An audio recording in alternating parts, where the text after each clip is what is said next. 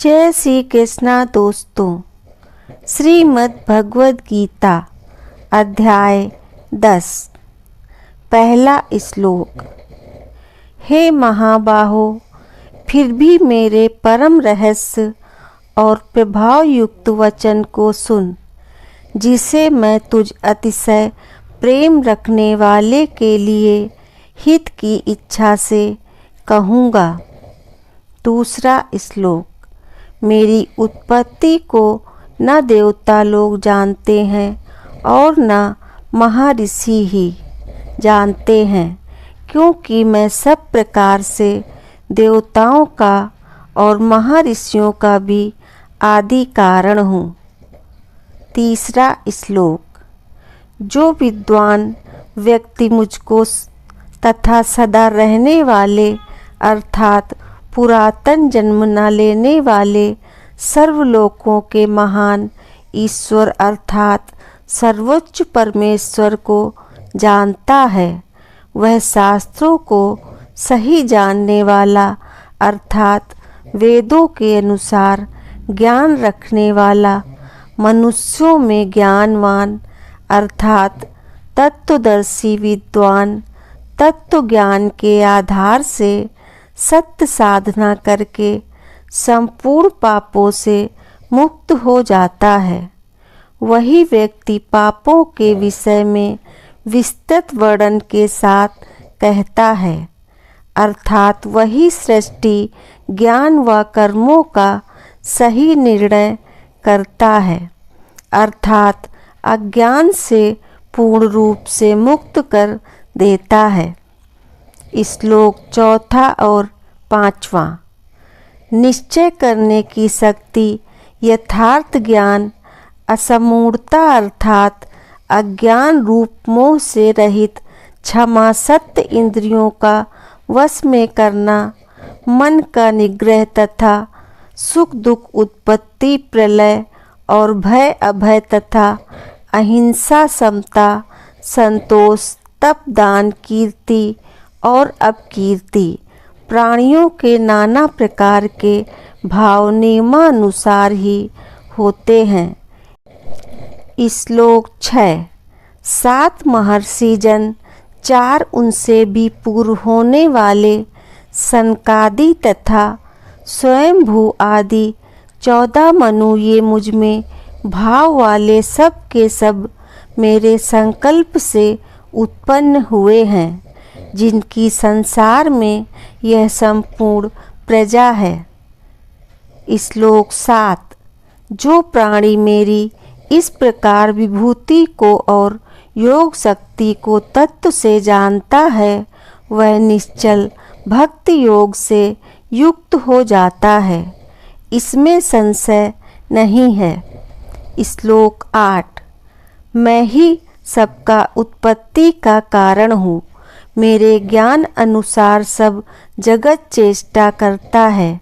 इस प्रकार समझकर श्रद्धा और भक्ति से युक्त ज्ञानी भक्तजन, जिनको तत्वदर्शी संत नहीं मिला, वे मुझे ही निरंतर भजते हैं। श्लोक 9। मेरे पर आधारित प्राणी, इसी को जानने वाले और मेरे में लीन मन वाले, आपस में विचार विमर्श करते हुए और नित्य संतुष्ट होते हैं तथा मुझ में लीन रहते हैं। श्लोक 10। उन निरंतर ज्ञान पर विचार विमर्श में लगे हुओं तथा प्रेम पूर्वक भजने वालों को उसी सत्र का ज्ञान योग देता हूँ, जिससे वे मुझको प्राप्त होते हैं। श्लोक 11। मैं ही उनके ऊपर कृपया करने के लिए अज्ञान से उत्पन्न अंधकार को नष्ट करता हूँ। प्रेतवत प्रवेश करके आत्मा की तरह शरीर में स्थापित होकर जैसे जीवात्मा बोलती है, उसी भाव से अर्थात आत्मभाव से आत्मा में स्थित होकर ज्ञान रूप दीपक प्रकाशमय करता हूँ। श्लोक 12 और 13। आप परम ब्रह्म, परम धाम और परम पवित्र हैं, क्योंकि आपको सब ऋषि गण सनातन दिव्य पुरुष एवं देवों का भी आदि देव, अजन्मा और सर्वव्यापी कहते हैं। वैसे ही देवर्षि नारद तथा असित और देवल ऋषि तथा महर्षि व्यास भी कहते हैं, और स्वयं आप ही मेरे लिए कहते हैं। श्लोक 14। हे केशव, जो कुछ भी मुझको आप कहते हैं, इस सब को मैं सत्य मानता हूँ। हे भगवान, आपके मनुष्य जैसे साकार स्वरूप को न तो दानव जानते हैं और न देवता ही। श्लोक 15। हे प्राणियों को उत्पन्न करने वाले, हे प्राणियों के प्रभु, हे देवों के देव, हे जगत के स्वामी, हे पुरुषोत्तम, आप स्वयं ही अपने से अपने को जानते हैं। श्लोक 16। क्योंकि आप ही उन अपनी दिव्य विभूतियों को संपूर्णतया से कहने में समर्थ हैं, जिन विभूतियों के द्वारा आप इन सब लोकों को व्याप्त करके स्थित हैं। श्लोक 17। हे योगेश्वर, मैं किस प्रकार निरंतर चिंतन करता हुआ आपको जानूं, और हे भगवान, आप किन किन भावों में मेरे द्वारा चिंतन करने योग्य हैं। श्लोक 18।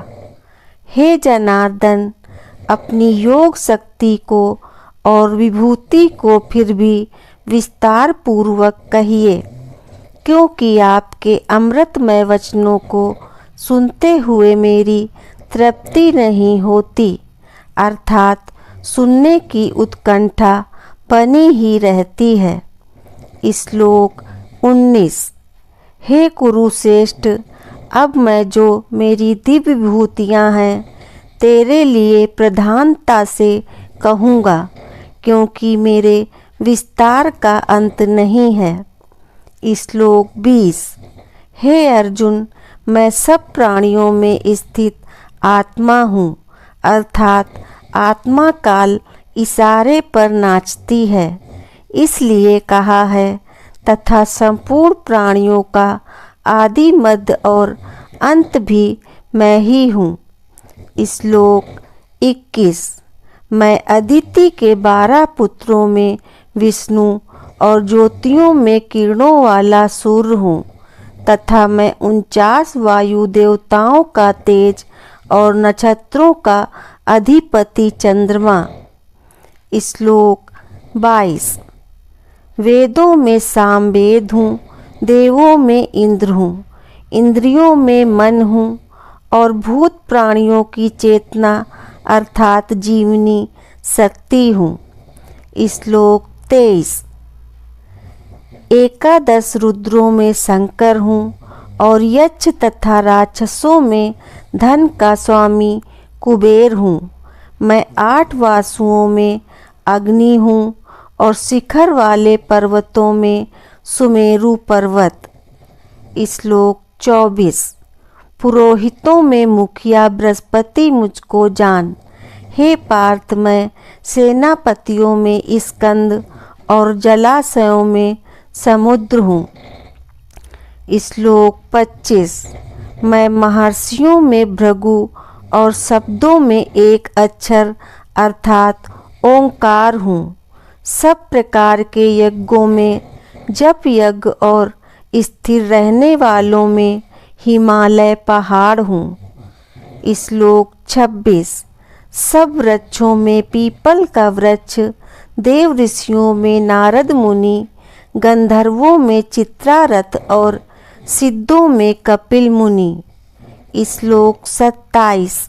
घोड़ों में अमृत के साथ उत्पन्न होने वाला उच्च श्रवा नामक घोड़ा, श्रेष्ठ हाथियों में एरावत नामक हाथी, और मनुष्यों में राजा मुझको जान। श्लोक 28। मैं शास्त्रों में वज्र और गौओं में कामधेनु हूँ। शास्त्रोक्त रीति से संतान की उत्पत्ति का हेतु कामदेव हूँ और सर्पों में सर्पराज वासुकी हूँ। श्लोक 29।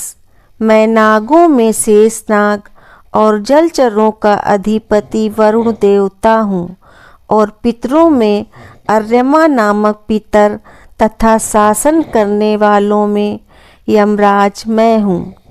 श्लोक 30।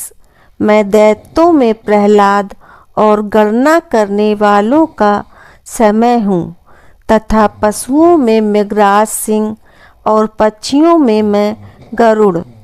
श्लोक 31। मैं पवित्र करने वालों में वायु और शस्त्रधारियों में श्री राम हूँ तथा मछलियों में मगर हूँ और नदियों में गंगा हूँ। श्लोक 32। हे अर्जुन, सृष्टियों का आदि और अंत तथा मध्य भी मैं ही हूँ। मैं विद्याओं में आत्मविद्या अर्थात ब्रह्म विद्या और परस्पर विवाद करने वालों का तत्व निर्णय के लिए किया जाने वाला वाद हूँ। श्लोक 33। मैं अक्षरों में ओंकार हूँ और समासों में द्वंद्व नामक समास हूँ। समाप्त न होने वाला काल तथा सब ओर मुख वाला विराट स्वरूप धारण करने वाला भी मैं ही हूँ। श्लोक 34। मैं सबका नाश करने वाला मृत्यु और उत्पन्न होने वालों का उत्पत्ति हेतु हूँ तथा स्त्रियों में कीर्ति, श्री वाक, स्मृति, मेधा, घृति और क्षमा हूँ। श्लोक 35। तथा गायन करने योग श्रुतियों में मैं बृहत, साम और छंदों में गायत्री छंद हूँ तथा महीनों में मार्गशीर्ष और ऋतुओं में वसंत में। श्लोक 36। मैं छल करने वालों में जुआ और प्रभावशाली पुरुषों का प्रभाव हूँ। मैं विजय हूँ, निश्चय और सात्विक पुरुषों का सात्विक भाव हूँ। श्लोक 37। वृषणवंशियों में वासुदेव अर्थात मैं स्वयं तेरा सखा, पांडवों में धनंजय अर्थात तू, मुनियों में वेद व्यास और कवियों में शुक्राचार्य कवि भी मैं ही हूँ। श्लोक 38। दमन करने वालों का दंड अर्थात दमन करने की शक्ति हूँ, जीतने की इच्छा वालों की नीति हूँ, गुप्त रखने योग्य भावों का रक्षक मौन हूँ और ज्ञानवानों का ज्ञान मैं ही हूँ। श्लोक 39। और हे अर्जुन, जो सब प्राणियों की उत्पत्ति का कारण है वह भी मैं ही हूँ, क्योंकि ऐसा वह चर और अचर कोई भी प्राणी नहीं है जो मुझसे रहित हो। श्लोक 40।